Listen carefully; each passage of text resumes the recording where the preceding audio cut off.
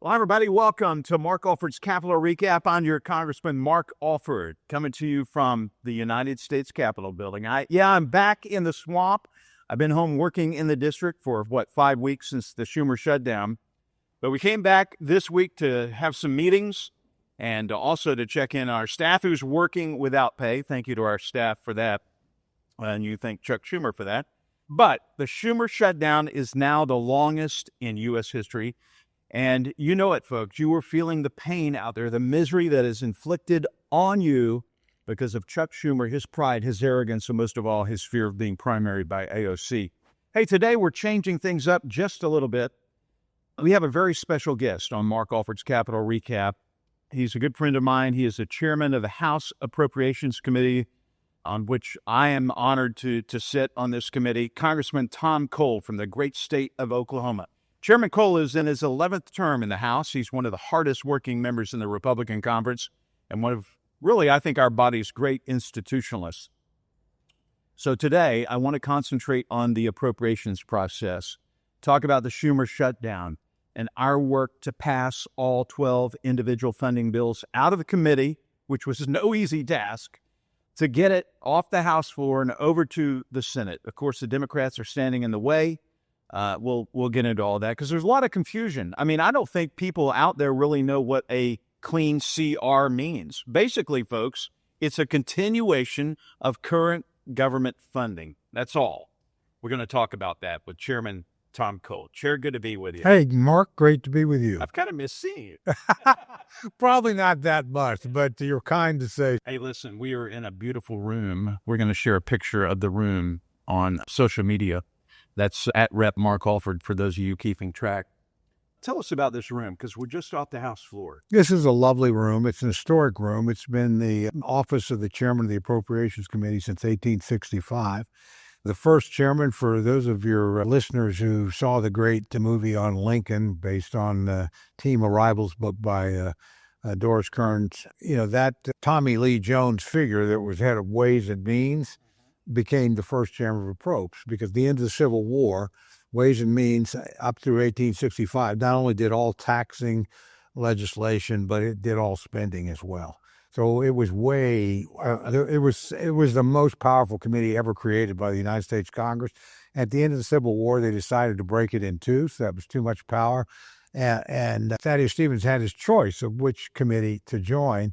He realized all the tax revenue that was with Ways and Means was disappearing because the Civil War was over. They'd had the income tax during the Civil War. They got rid of it as soon as it was over. A lot of other, so you would have tariff revenue and not much. But he decided he would be more powerful to be in the Appropriations Committee to actually fund the government. And people that watch that movie know he had very strong abolitionist opinions, and he thought there would need to be a robust federal government presence and integrating slaves into the American experiment, and honestly keeping an eye on the old Confederacy and making sure it stayed down.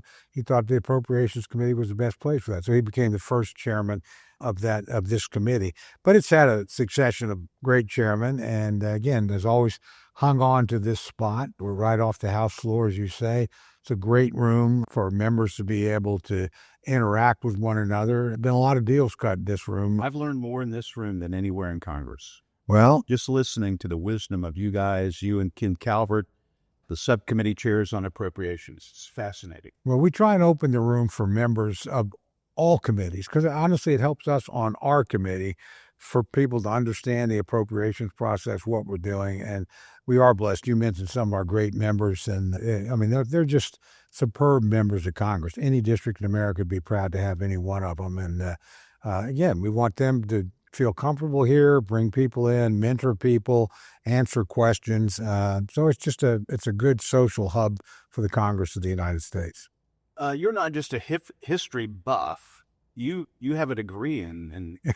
Yeah, I used to be a real deal historian. So I have a PhD from the University of Oklahoma. I was a Fulbright Fellow at Queen's College, the University of London. I was what's called a Watson Fellow at the Institute for Historical Research in London. So I was a classically trained Victorian historian of Britain, but I also had minor fields in American diplomatic history, but most of it was British and European. How do you go from that, having a doctorate in history, into being the chair of the Appropriations? My wife has asked me that very same question because she thought she was marrying a history professor. Her father had been a business law professor, so she did not exactly bargain for the life she ended up living. No, I got into here by accident. Really, my mother was very active politically, and my dad was a career military guy, so we moved all over. And she grew up in the one-party South in Oklahoma, like my father. And literally, she told me, I don't think I saw a Republican until I was 18. But as they traveled around, they got married right after the Second World War.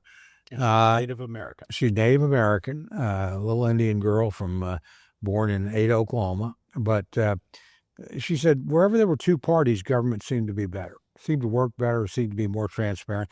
And she was from a pretty political family. Her grandfather, my great-grandfather, had been the treasurer of the Chickasaw Nation and had been the chief clerk of their Supreme Court, which is an elected position. So she was kind of always interested in politics, lean conservative. And she said, if Dad retires or my husband retires, I'm going to go back, and Oklahoma still is heavily Democratic. I'll get involved as a Republican. And she did. And so she was very active inside Republican organizational politics in Oklahoma. Finally, in 1976, I was actually in graduate school at the University of Oklahoma and lived within her district. They persuaded her to run for the legislature, and she almost won. And there's no place worse on the planet to be than your mother's watch party the night she almost win, and you haven't done very much. I'd put out a few signs, but I hadn't really worked hard. I wasn't all in. And she got more votes than any winner had ever gotten. She was 49%. But it was a presidential election, liquor by the drink, which was a big issue in Oklahoma in that era. It was on the ballot, and she lost. And I thought about it a lot, and I felt really bad. And I remember we used to always have Sunday dinner when she was alive. And we were there at her home, and I said, Mom, I think I understand why you lost this election. And she looked at me and said, really? Why? Very skeptically. And I said, well, I think you tried to be the campaign manager and the candidate at the same time. It's a classic mistake for first-time politicians, particularly in local races. And I said, if you'll ever run again, which I never believed she would, I'll learn how to run a campaign. I bet you could win. And I thought, I'll never have to pay off for this promise. 11 months later, I'm in London on a Fulbright fellowship, and my mother contacts me and says, I'm running. When are you coming home? And I was going to come home in June of 1978. And by happenstance, the Republican Party of the state of Oklahoma, which I was later chairman of and executive director of before that, I had a little school for campaign managers. I went to my little 3-day school, and I went to talk to the people in my department, my advisors, my chairman. I said, look, guys, I'm on full fellowship here, and I'm teaching European history courses at University of Oklahoma in the summer, and I'm going to do that because I need the money. But I want to be honest with you, I'm not going to do any work on my dissertation until this campaign is over. And they were like really understanding. They couldn't have been nicer about it. They said, you're our best student. You're golden. You just do what you need to do. Well, I ran it, and guess what? She won. And she went on, had a wonderful career. She did 3 terms in the state house, 3 terms in the state senate. We actually served, I replaced her, and then she replaced me later when I came to Washington for the second time, or the first time. And, was later mayor of the town. So, she was great. Very close to George W. Bush, who I have a lot of Bush stories, because he used to always ask me about her when he was governor and when he was president, because she had campaigned with him when he was out campaigning for his dad in 1988. Oklahoma was very heavily contested. But really, my mom got me into it. First that, and I loved the campaign stuff. I loved the planning of it, the execution of it. I'd been a pretty decent football player in high school and small college, and I like team sports, and politics is an adult team sport. And I like being in a team, and you know this from your own experience, a locker room after a game is like a watch party. You've fought with these people, you've struggled for something you believe in common, and guess what? There's a decisive day, and there's a score. And and it's an incredibly bonding experience. I missed all that. So I just started running campaigns for free. And finally, I was busy on a dissertation, and a friend of mine's dad was running for county commissioner's job and a special election. He said, Tom, can you help me on this campaign? I said, Mr. Wilson, I mean, I'm a really critical part in my dissertation. He looked at me and said, I'll pay you. I thought, you mean you can get paid doing this stuff? Because I was just doing it for fun. And yeah, he paid me and we won too, by the way. So, and I just, then about a couple of years after that, I'd gotten active in state party stuff. And the state chairman gave me a call and said, anyway, I can get you to take 1 year out of academic life and come and be my executive director. And, Ronald Reagan was running. Don Nichols, who was a very close friend of my mother's in the state legislature, was running. And I said, 1 year? Yeah, that sounds fun. I'll actually make a little money, which I needed. I did, and I just never went back. I mean, I finished my degrees. I did a little bit of teaching here or there, but the reality was there was always a political gig coming up that paid better and kept me in Oklahoma, which the academic job market is really a national market. And if I'd have stayed in academic life, I'd have probably finished my career as the professor of British history at Bismarck, North Dakota Junior College or something like that. As it was, I got to be around some really terrific people and, play some roles. And, I'm probably better at politics than I was at history. So now you're the chair of the Appropriations Committee. Let's talk about the Appropriations Committee, how it works, how it operates, what the goal is in the appropriations process. Appropriations Committee is the committee that does not supervise all government spending, but supervises the government spending that is responsible for the day-to-day operation of the United States government. So we have the military. We are, the education funding that is federal that goes out, things like impact aid, a whole panoply of programs. We fund the foreign policy of the United States, every embassy in the world, any foreign initiative. So it's a considerable chunk of money. It's about $1.7 trillion in round numbers.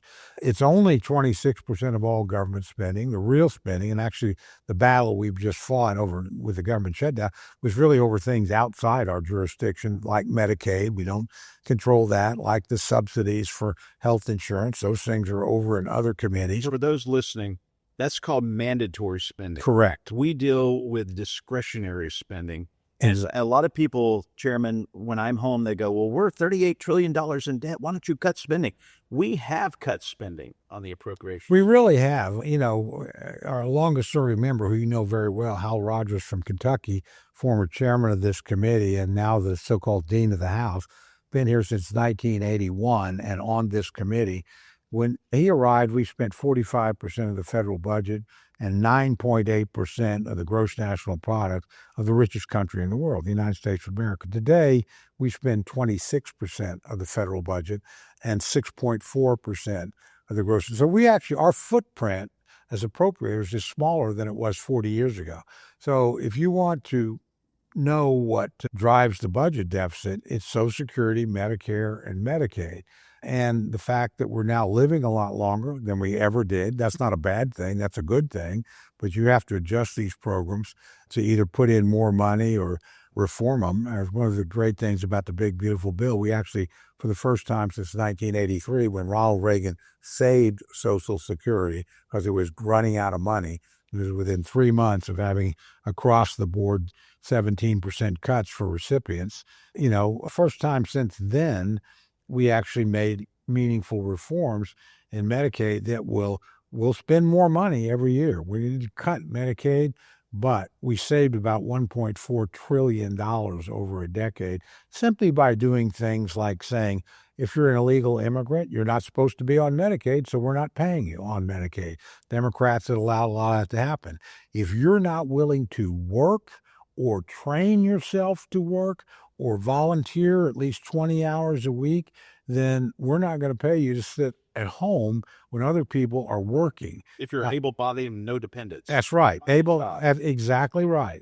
But the traditional Medicaid recipients, who are people that do have disabilities, they're all fine. They're protected. That program's there for them. These other folks that are sort of freeloading on it are inappropriate there. And the states have a very high rate. Like, let me just, my state of Oklahoma, call out my own home. Almost 12% of the people, or 11%, that are on Medicaid are not legally there. That's according to our numbers. Now, the state doesn't have a big incentive because we're paying 90% of the cost. One of the reforms in our bill was, hey, if you got a higher than 6% error rate, you're going to start eating the cost as a state. So there's some skin in the game, and so again, but that's what drives the deficits. As a matter of fact, I always tell people it's the things the Appropriations Committee do not control that drives the deficit. The things we control, we've reduced our percentage of the budget, and more importantly, we've reduced our percentage of the gross national product. So we clearly are operating more efficiently or with less of the relative wealth of the United States than we were in 1980. Sometimes that's good, sometimes it's not. I mean, we had an enormous peace dividend when the old Soviet Union collapsed, and we cut military spending pretty dramatically in the early 90s.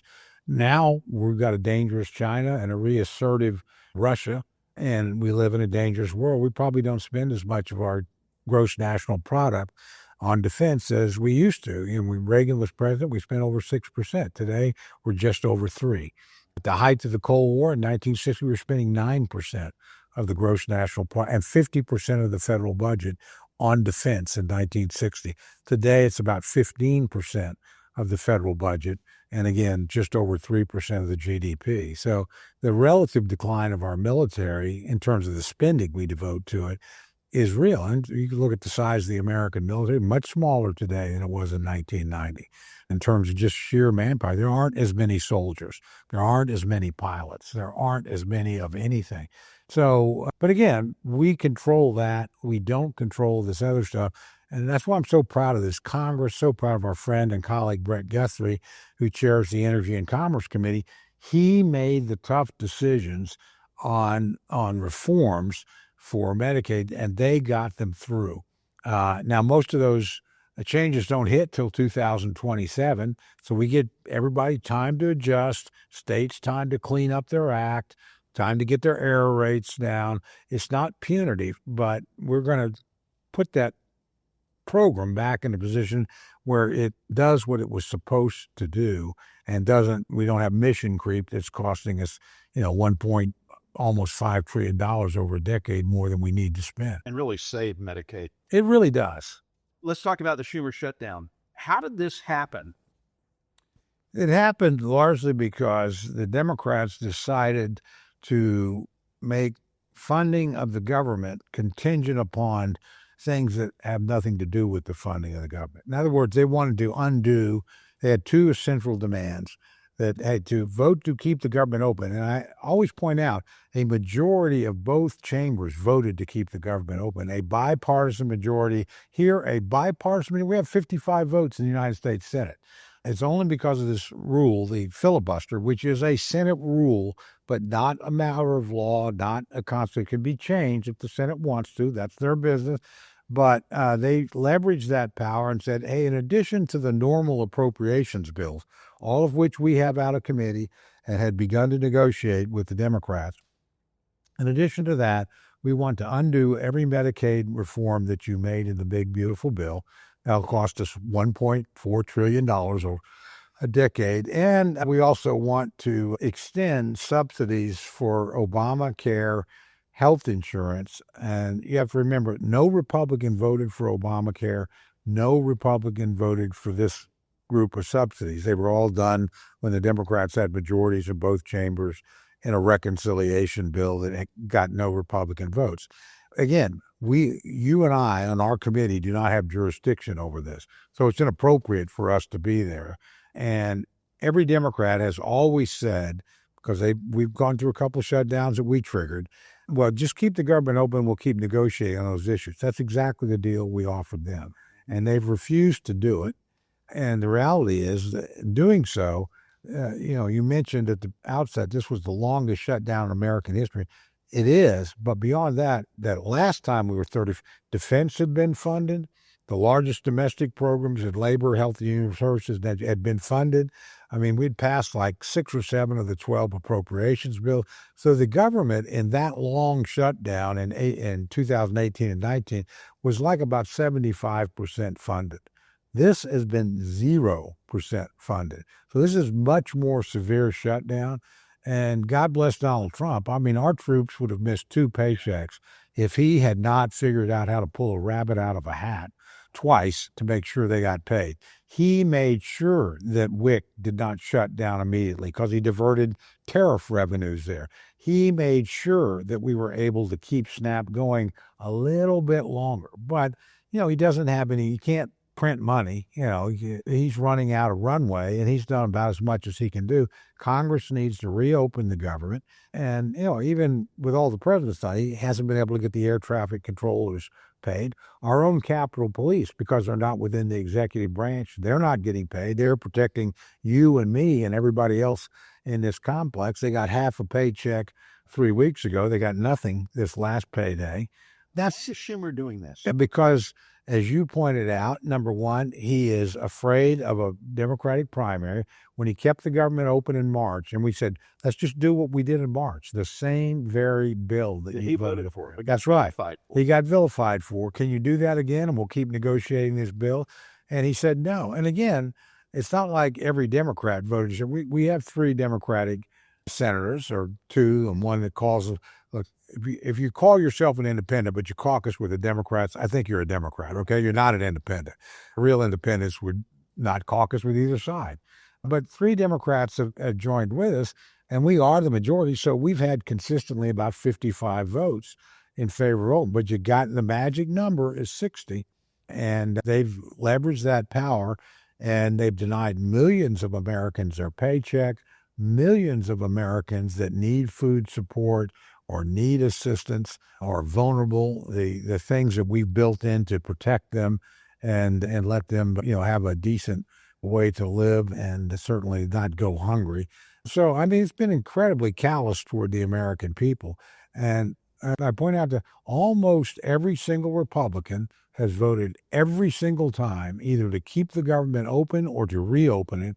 Almost every single Democrat has voted every time to shut down the government or deny reopening it. So it's pretty clear who's responsible for shutting down the government. Well, we think we've done our work. We've done our work. In the House, we're waiting for the Senate to do something. We've sent over a bill. It's gotten majority support in the Senate. Senator Thune, to his credit, has submitted it 14 times. Democrats have held top. There's only one of 3 ways out of this. Either one, they decide to give in, vote to keep it open, resume negotiations, and has offered them, we'll negotiate with you on these subsidies. We're not guaranteeing you an outcome. We've got to reform it. The premium subsidies for Obamacare. But we're not going to do it with a gun to our head. We're not going to do it, reopen the government. I'll guarantee you a vote, and I'll guarantee you a negotiation. He's been pretty reasonable in all this. So that's one way out. The second way out would honestly be if the Senate chose on its own to change the filibuster rule. They can do that. I'm not arguing they should do it. That's their decision. If I thought I should have something to say about it, I'd run for the United States Senate, because they run their rules. We make our rules. So I respect that. But in this question, there's no doubt we've paid a price politically, because I think the American people look at it and say, hey, you got the majority in the House, you got the majority in the Senate, you got the President of the United States. You have it within your power, which we do, to open the government, but only by getting rid of the filibuster rule. What's the third way? The third way would be, again, if we gave in and did exactly what they want us to do. And people need to understand what that is. What the Democrats are asking for is about $1.5 trillion of guaranteed spending over a 10-year period in exchange for either a 4-week or a 7-week continuing resolution that keeps the government open. At the end of that 7 weeks, if we gave them that, they could ask for another $1.5 trillion and do it all over again. So this really is a case of them holding the government hostage. But because they're in the minority, I think we end up getting the blame. I think that's what you saw at the elections on Tuesday. My final question. A communist was just elected mayor of the most powerful economic center, I think, in the free world, New York City. I don't even want to say his name. Where are we headed as a nation when a communist is elected the mayor of New York City? Well, I always, Woodrow Wilson used to have a saying that was wonderfully applicable in this situation. The great thing about democracy is people always get what they deserve in the end. So I think this is going to have catastrophic consequences for New York City. 1% of the population in New York City pays 48% of the income taxes. I'm not so sure they're going to stay around. I think Florida, Texas, Tennessee look a lot more attractive now than they probably did the day before the election, because those people have been told their taxes are going up to fund things like free buses, which the mayor doesn't have the authority to do. The free supermarket. Yeah, free. We tried that in Kansas City. It failed miserably. Exactly. So, but again, people voted in a free and fair and open election, and this is who they chose. And so there's nobody that can protect you in America from bad choices. And, Abraham Lincoln had it right a long time ago, and I think this is still applicable. You can fool some of the people all the time and all the people some of the time, but you can't fool all the people all the time. And I think this road of democratic socialism, which is so attractive to Democrats right now, is not the wave of the future. It's the road to destruction. And if you don't believe it, look at any real socialist system around the world and see if that's where you really want to live. So my guess is that in a few years, people in New York City will have had enough. We do have a democratic process. The guy gotten elected. Let's see if he can get reelected if he really pursues the policies he ran on. I think he'll have a tough time doing that. And frankly, I don't think, New York City is a one-party jurisdiction. There's not enough Republicans in there. Occasionally there'll be a fluke like Giuliani was, or Bloomberg when he changed parties and became a Republican was. But they had pretty flawed Democratic candidates against the mayor-elect. A guy that has to resign the governorship of New York, Mr. Cuomo, because of sexual harassment charges, probably not the best candidate to be mayor of New York City. So some other politician. I can think of some Democrats that I think would have been excellent candidates for mayor in New York City. It would have been better, but for whatever reason, they chose not to run. That's up to them. Chairman Cole, thank you for being our guest today. I appreciate that and for your insight. This is an edited down version that you're listening to, but you can listen to the entire 30-minute discussion on our website, alford.house.gov, and on social media channels at Rep. Mark Alford. Pleasure knowing you and serving under you. Oh, my honor. I'm glad you're on the committee. Oh, thank you. Hey, folks, that's another edition of Mark Alford's Capital Recap. It's been an honor being with you this weekend. Listen, I love representing you, being your voice and your vote in Washington, D.C. If I haven't met you in person, hope to do that as well. Until next week, remember, I believe in you. I believe in America, and I still believe that our best days are ahead of us. Chuck Schumer, open the government. Good day, and God bless.